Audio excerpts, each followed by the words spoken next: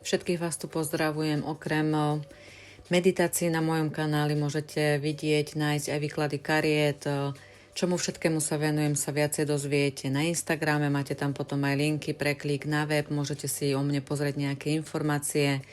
Takže to len toľko na úvod, aby ste vedeli, že mám taký širší záber týchto vecí. A teraz sa chcem s vami pozrieť, respektíve podeliť sa o to, že aká je cesta k vedomému životu. Veľakrát sa stáva, že sa na mňa ľudia obrátia o pomoc, o konzultáciu, že sa cítia stratení. Hej? Otvoril sa im nejaké iné vnímanie, ponímanie života, ale nevedia, čo majú robiť, ako to do svojho života v podstate aplikovať. Takže poďme sa spoločne na to pozrieť, na tú cestu k vedomému životu. Ako nájsť spokojnosť a pokoj prostredníctvom prítomnosti. A teda podstata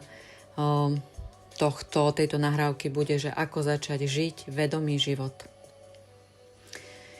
Vedomý život predstavuje spôsob existencie, v ktorom si uvedomujeme každý okamih a plne sa sústreďujeme na prítomnosť. Je to cesta k väčšej spokojnosti, pokoju a autenticite. Je tu niekoľko kľúčových aspektov, ktoré by ste mali zvážiť, ak chcete začať žiť vedomý život. Takým prvým krokom k vedomému životu je naučiť sa byť prítomný. Som tu a teraz. Nie som tam, kde som bol včera. Nie som na tom mieste, kde som bol včera s tými ľuďmi, s ktorými som bol včera. Tu a teraz sa nachádzam teraz niekde inde. To znamená venovať tú pozornosť tomu, čo sa deje okolo vás a vo vašom vnútri, ale bez posudzovania. Vhodné techniky, ako sa dostať bližšie k sebe, sú napríklad presne aj meditácia, ktorá pomáha v prvom rade so sústredením sa na dýchanie, na myšlienky, čím zvyšuje vaše uvedomenie. Rôzne cvičenia na zapojenie všetkých zmyslov pri vykonávaní každodenných činností, ako je jedenie alebo chôdza. To znamená, že keď jem, uvedomujem si, že len jem, čo dávam do úst, ako to jedlo vyzerá, aké má farby, akú má vôňu, aké má chute. To je to ukotvenie sa v tej prítomnosti. Nerobiť počas toho jedla ďalších 10 aktivít, hej? Dôležité samozrejme na tej ceste k vedomému životu je sebapoznanie a sebaprijatie. Žiť vedomý život znamená byť si vedomý svojich myšlienkov, pocitov aj reakcií. Dôležité je samozrejme aj uvedomenie si svojej sebahodnoty. Opatrne s tým, aby ste neboli na seba zbytočne, by som povedala taký, že veľakrát sa stane, že zbehnete do toho, že ste veľmi kriticky, sebakriticky, podceňujete sa. Toto som nezvládla, toto nezvládam. Čiže už proste som nikto. Každý máme zlé dni. Hej? Neznamená to, že ale tým sa stávate zlými ľuďmi, že tým zlyhávate. Tie zlé dni vás práve posúvajú k tomu, že niečo treba urobiť, niečo treba zmeniť, aby som tie dni neprežíval tak ťažko, tak náročne. To sebapozorovanie je dôležité. Zaznamenávanie svojich myšlienok a pocitov bez toho, aby ste sa nimi nechali uniesť. Proste len pozorujte, čo cítim, kedy to cítim, prečo sa tak cítim. Hej? Položte si tieto otázky, viem tieto pocity zmeniť? Pokiaľ viete zmeniť svoje myšlienky, čo každý vieme, viete zmeniť aj tie pocity a tie reakcie. Akceptujte sa takého, aký ste, aj s tými vašimi silnými, aj s tými slabými stránkami. A práve treba presne v tie horšie dni, kedy vidíte viac takých tých svojich slabých stránok, tak vtedy začnite vnímať seba samých tým, že spomente si na to, čo ste zvládli, čo ste dokázali, nejaké vaše úspechy, nejaké vaše výsledky. A keď vás to hodí, ja neviem, do nejakých tínedžerských rokov, do nejakého detstva, kľudne, úplne v pohode. Úplne v pohode, že keď je nejaký ten oporný bod, kde sa vy viete chytiť o to, že ako samu seba doceniť, tak to urobte. Vedomý život si samozrejme vyžaduje aj vedomé vzťahy, to znamená aktívne počúvať tých ostatných, byť prítomný pri rozhovore, venovať pozornosť tomu, čo druhá osoba hovorí. Veľakrát sa vám určite stalo aj vám pri rozhovoroch s niekým, že jednoducho tá osoba sa vás razy, 3 razy spýtala, ako, ešte raz, povedz mi to, zopakuj mi to, môžeš mi to povedať? Lebo tá osoba sa nesústredila na to, čo vy hovoríte. Potom treba samozrejme zvážiť, či takéto osoby si chcete skutočne vo svojom živote ponechať, ale to by bola nejaká iná téma, ďalšia téma. A dôležitá samozrejme v tých vzťahoch je úprimnosť a empatia. Komunikovať s úprimnosťou a snažiť sa pochopiť perspektívu ostatných. Komunikovať s úprimnosťou znamená, že ako náhle vy začnete komunikovať s úprimnosťou a ten človek vidí, že že nebudete sa hovoriť aj o nejakých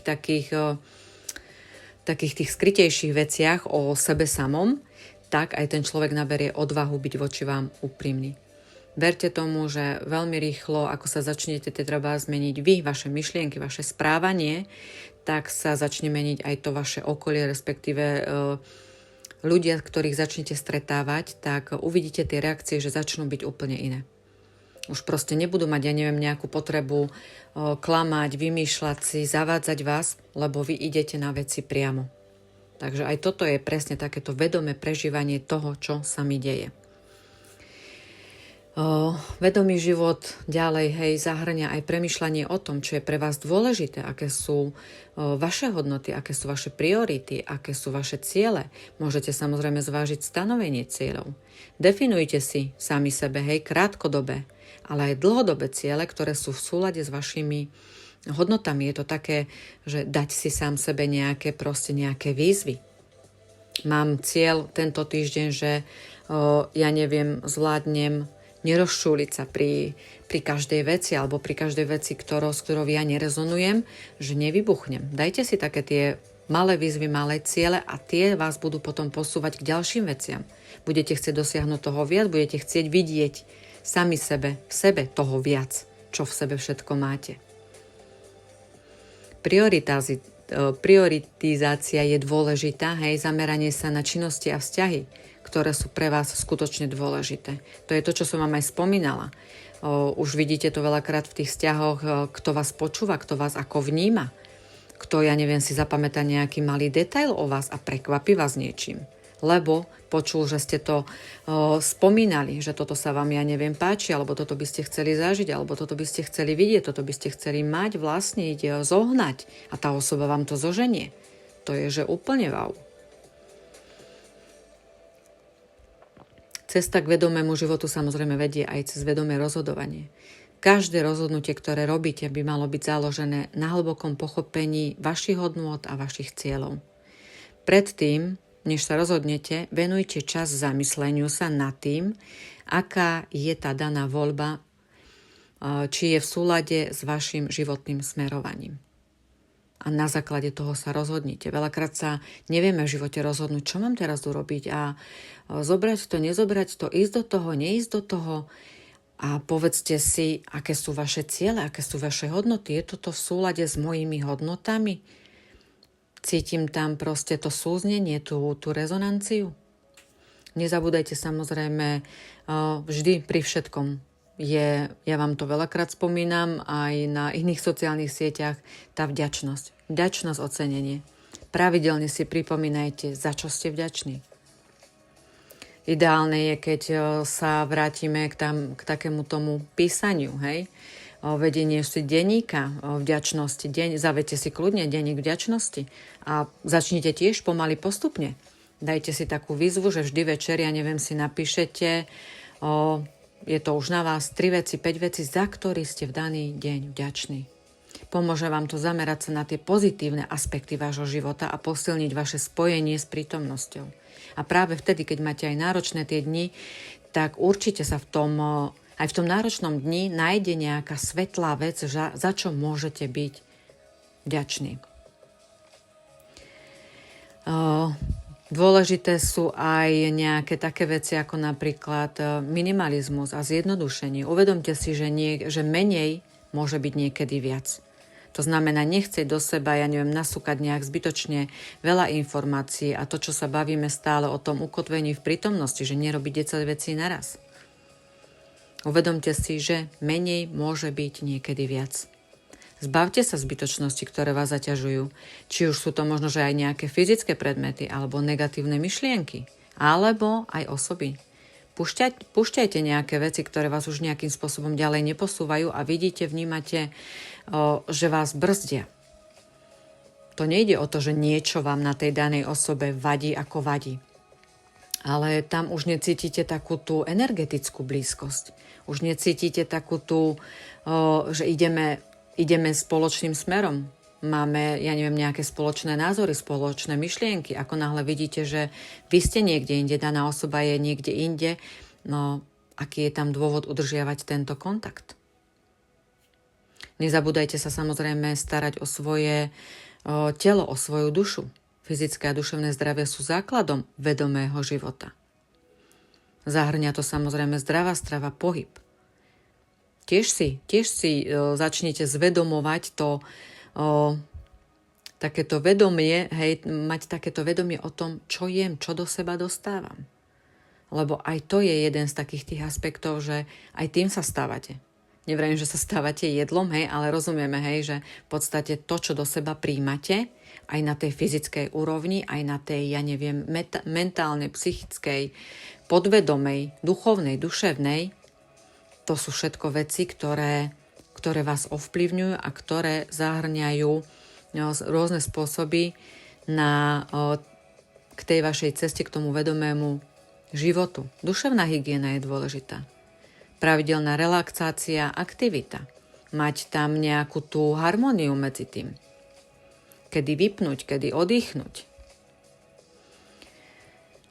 Sociálne prepojenie, podpora. Buďte možno, že je niekedy fajn byť súčasťou nejakej komunity, či už presne začnete s nejakým cvičením, alebo sa dostanete niekde k nejakej takej relaxačnej činnosti. Ja neviem, ako je, ma napadlo teraz nejaké tvorenie mandál, kreslenie mandál. A napojte sa na komunitu, ktorá s vami rezonuje. O ktorej viete, že vás môže pozitívne ovplyvniť a nie negatívne. Je dôležité uvedomiť si, aby ste sa mohli rozhodovať vedome. Rozhodujem sa pre túto skupinu. Rozhodujem sa pre tento kurz. Lebo toto už teraz cítim, že proste ma pozdvihne. Že to osvieži, oblaží tú moju dušu. A tu sa zase dostávame tiež k takému tomu bodu, v tomu vplyvu ostatných na nás. Vedomý život zahrňa aj pochopenie toho, ako nás ovplyvňujú ľudia okolo nás. Všímajte si, ako sa vy trebárs cítite, alebo čo vnímate, keď sa stretnete s ktorou danou osobou. Tieto vplyvy môžu byť pozitívne alebo negatívne. Tá emocionálna rezonancia je veľakrát dôležitá. Ľudia vo vašom okolí majú schopnosť ovplyvniť vašu emocionálnu pohodu. Sami viete, určite sa vám to veľakrát stalo, že niekto vás vedel proste vyviesť z rovnováhy, ale na tej emocionálnej úrovni. Veľakrát sú to presne takí tí emocionálni upíry. A uvedomenie si trebárs tohto tlaku vám pomôže tiež zostať verný sebe samému, vrátiť sa k sebe. Nepotrebujem ja toto zažívať s touto osobou. Dôležité sú na ceste k vedomému životu inšpirácia a motivácia. Pozitívne vplyvy môžu prísť aj vo forme rôznej inšpirácie. Učte sa od ľudí, ktorí vás motivujú, posúvajú dopredu. To znamená, že treba presne v rámci tej socializácie začnite si všímať, koho sledujete. Kto sleduje vás na rôznych sociálnych sieťach. A veľakrát, keď sa dostanete k tomu, že idem si to pozrieť, idem si to preriediť, tak sa chytíte za hlavu, že akože, a toto ja prečo sledujem? Prečo ja pozerám tento kanál? Prečo ja sledujem túto osobu? Keď už to pre mňa nič neznamená. Pomohlo mi to možno, že pred rokom, pred 3 rokmi. Ale teraz ako neposúva ma to. A tiež si zase uvedomíte, že áno, aký je vplyv ostatných na vás, ale aj taký ten aspekt tej druhej strany, že váš vplyv na ostatných. Rovnako ako nás ovplyvňujú iní, aj my máme schopnosť ovplyvňovať iných. Je dôležité byť si vedomí, aký aj my máme dopad na ľudí okolo nás. Čo vyžarujem, to priťahujem. Toto si uvedomte. Vy keď budete negatívni, keď dostanete dobrovoľne, je to váš výber. Toto nie je, že niekto za to môže vyzvať. Dobrovoľne zostanete v nízkych negatívnych energiách, takýchto ľudí priťahujete a potom sa samozrejme neviete dostať z toho bahna, z toho blata.